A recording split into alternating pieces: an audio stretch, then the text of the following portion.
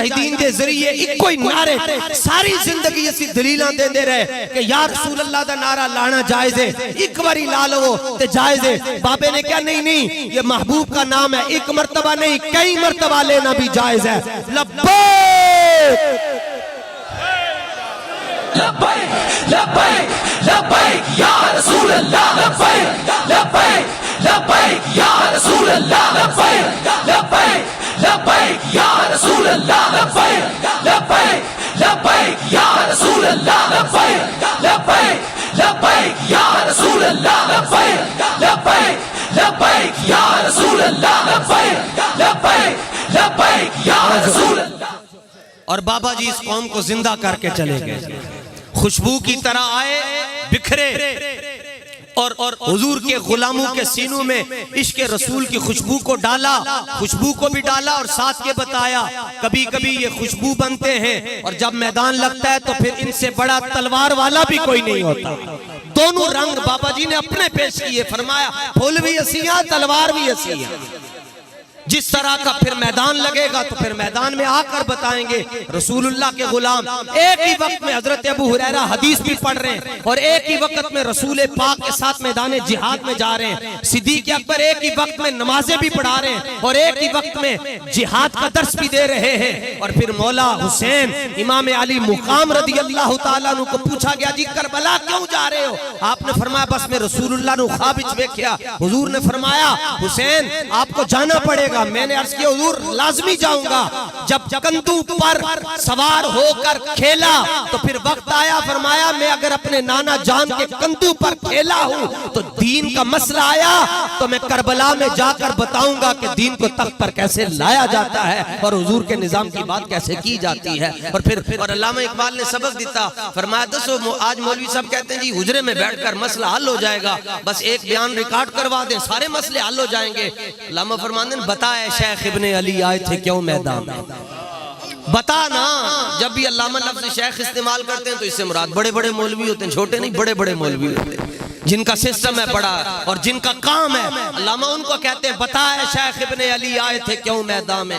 آج کل تو دور وہ ہے کہ مرید نو کھرک بھی لگی ہوئے تھے پیر صاحب کے اندر ہو رہے میں نو ہی نظرانہ دین لگے۔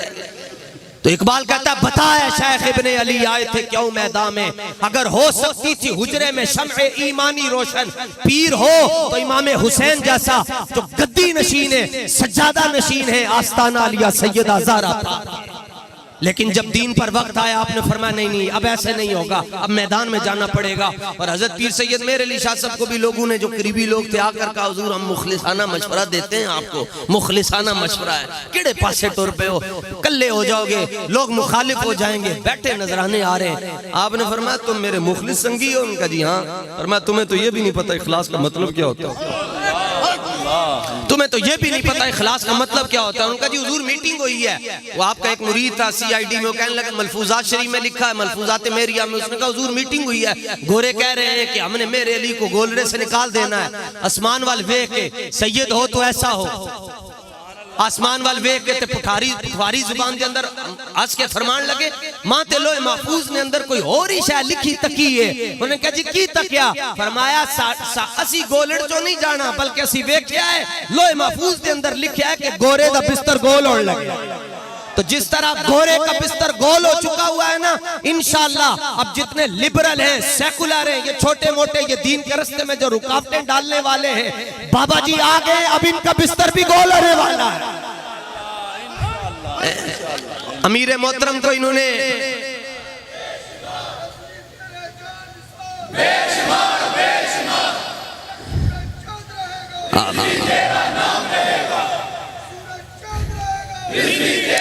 اس لیے بس جہاں بھی جاؤ بابا جی کی بات کرو، آپ کے سارے مسئلے خود بخود حل ہوتے جائیں گے۔ علامہ نے فرمایا دسو نا پیر صاحب، حضرت پیر میر علی شاہ صاحب کو کہا گیا حضور رہنے دیں جی بس کریں، آپ کیوں میدان میں آئے ہیں؟ فرمایا عقائد متواترہ اسلامیہ پر حملہ ہو اور ہم اندر بیٹھے رہے، فرمایا ایسی فقیری نہیں ہوتی، یہ تو بغیرت فقیری ہے۔ عقائد پر حملہ ہو تو آپ فرماتے ہیں بغیرت فقیری نہیں ہو سکتی، نہ مجھ سے رسالت پر بات ہو جائے تو پھر فقیر اندر کیسے بیٹھ سکتا ہے؟ لیکن اصل بات یہ ہے کہ جس طرح کھوتے دی قربانی نہیں ہوندی، سور دی قربانی نہیں ہوندی، اسی طرح ناموس رسالت دے اتے بھی ہر بندہ نہیں قربان ہو سکتا، ایک نمبر مال ہی قربان ہوتا ہے نا۔ بابا جی کے مزار پر جب بھی جائیں دلیری مانگا کریں، شجاعت مانگا کریں، جدو بھی استاد صاحب کو جاؤ، چونکہ استاد صاحب ورگا سخی بھی کوئی نہیں سی تے اے نہیں ہو سکتا تسی جا کے واسطہ دیو کہ حضور اسی بڑی دوروں آئے تو سن دلیری دے دیو، بابا کہے نہیں دینی، کیونکہ جس چیز کی ضرورت ہے بابے نے تو وہی دینی ہے۔ آپ دلیری مانگا کریں، اکھیاں میٹ کے کمبن نالوں، اکھیاں کھول کے مرے آ جائے، چپ رہ کے بھی مر جانے، جلیو لبیک والے نال ٹر کے مرے آ جائے۔ لبیک یا رسول اللہ، لبیک لبیک لبیک یا رسول اللہ، لبیک لبیک لبیک یا رسول اللہ، لبیک لبیک لبیک یا رسول اللہ، لبیک لبیک لبیک یا رسول اللہ، لبیک لبیک۔ ہمارے امیر محترم کو جب جیل شریف میں جانا ہوا تو ان کو ایجنسیز کے لوگوں نے کہا کہ تسی ساڑی گال مان لو، وہ نہیں تھی اسی تو اڈا سافٹ ویئر اپڈیٹ کر دیاں گے۔ ظاہر ہے پھر شہزادے ہوئے بڑوں کی اولاد ہے، الولد سر بی ابیہ، بیٹا اپنے باپ کے رتبے کی طرف اس کا سفر ہوتا ہے، اور پھر ظاہر ہے جو مقامات انسان پر اندر جا کر کھلتے ہیں وہ باہر نہیں کھل سکتے۔ اور پھر بابا جی ساری زندگی ایک ہی تو بات کہتے رہے کہ پترو گال ایک کرو اگلے دا تونتے کاٹ کے رکھ چھڑو۔ وہ کہنے لگے ہم آپ کا سافٹ ویئر اپڈیٹ کر دیں گے، آپ ہماری بات مان جائیں۔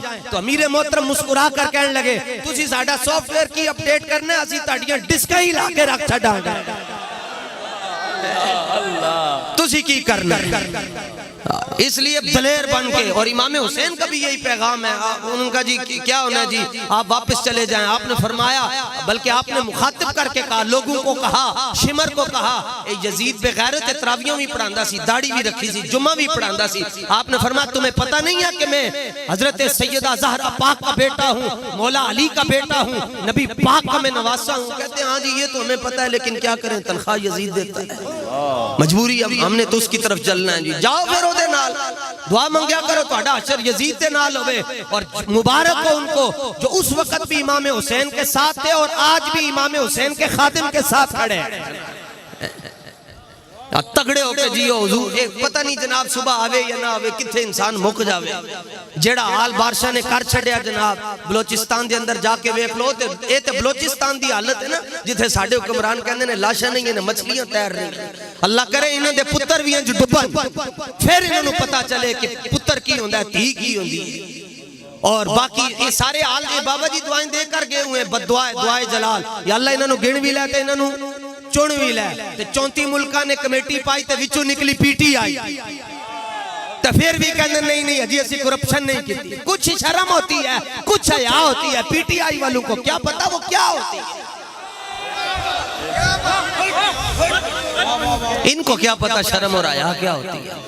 تگڑے ہو کے بڑا تھوڑا ویلا رہ گیا نے حضور دی عزت تے گال کرو، حضور دے بابا جی دے مشن تے گال کرو، تاکہ کم از کم ایک گال اسی اپنے واسطے کرنی ہے کہ قبر وچ حضور دے سامنے شرمندہ نہ ہونا پڑے۔ تسی گال کرو، باقی آگے سائیں آپ ہی فضل فرما چھڑن۔ اللہ تعالیٰ اپنے محبوب پاک صلی اللہ تعالیٰ علیہ وآلہ وسلم کے ذکر پاک کی برکت سے ہم سب کی حاضری کو اپنی بارگاہ میں قبول فرمائے۔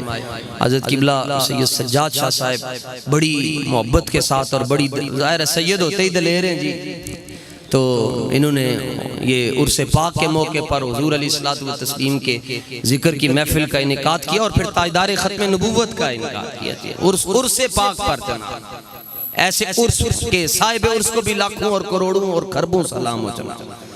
اللہ تعالیٰ آپ سب کو حضور پاک صلی اللہ تعالیٰ علیہ وآلہ وسلم کا اور ہمیں بھی حلالی غلام رکھے، نمک حلال رکھے۔ فتح باب نبوت پہ بے حد درود، ختم دور رسالت پہ لاکھوں سلام، جس نے ختم نبوت پہ پہرا دیا ایسے قائد کی عظمت پہ لاکھوں سلام۔ وآخر دعوایا ان الحمدللہ رب العالمین۔